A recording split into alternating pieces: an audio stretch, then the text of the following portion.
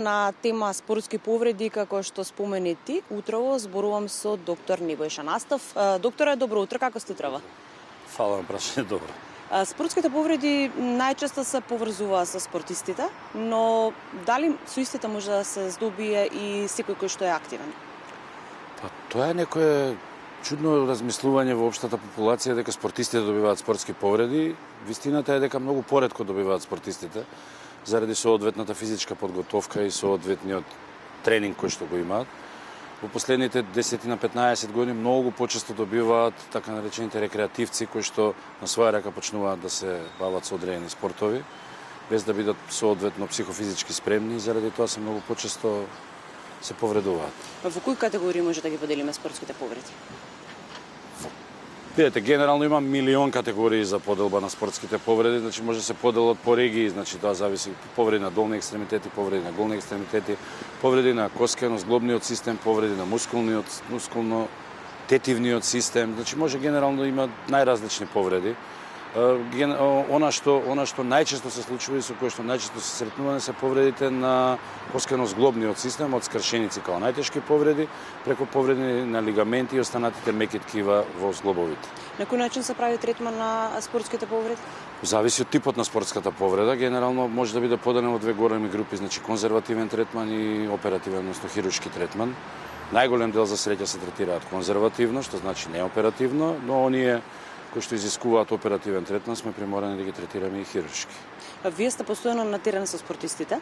Која спортска повреда би можеле да издвоиме, некоја што била, да речеме, поризична кога се случило некој надпревар? Имало ли такво нешто? Да разговараме за фудбалската репрезентација или за ракометната претходно? Зборуваме сега за фудбалската, сепак, бидејќи сте вие дел од неа. Видете, за среќа, значи тешки повреди сме немале во овој период дека сум јас во последните 4-4,5 години. И пак ќе кажам, тоа е за среќа пред се за спортистите, за играчите, после и за мене као лекар на репрезентацијата. Генерално имало ситни пукнатинки, значи ситни скршеници, кои што настанувале, изместување на зглобови, но за среќа сето тоа завршувало без никакви последици. Луѓето често знаат и сами да се лекуваат дома кога имаат некоја повреда, кога да побараат помош од лекар?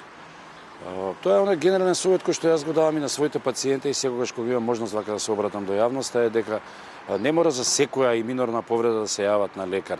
Идејата е дека третманот на секоја повреда, па вклучително и спортските повреди, започнува со ладење, односно со поставување на мраз, со имобилизација, односно со недвижење на делот од телото што е повреден.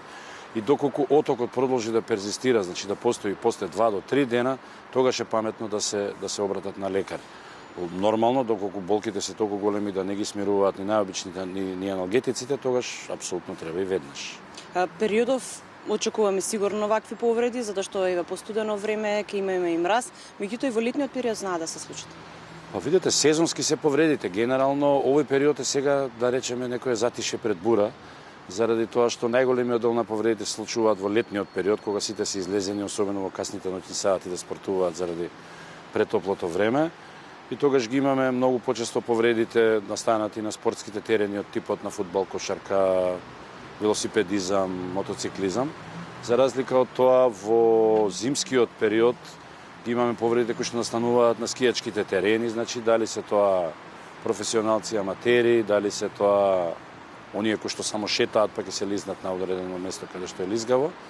А во однос на општата генерална популација, да, во зима некако последните години некако се изнаучивме, најверојатно и народот се научи да не излегува кога е многу лизгаво. Така да во суштина мислам дека се намалува бројката на тие повреди од лизнување. Има ли начин на кој што може да се заштитат граѓаните или треба само да внимаваат? Само да внимаваат и да не излегуваат ако не мораат кога има мразови. Докторе, ви благодарам многу на времето.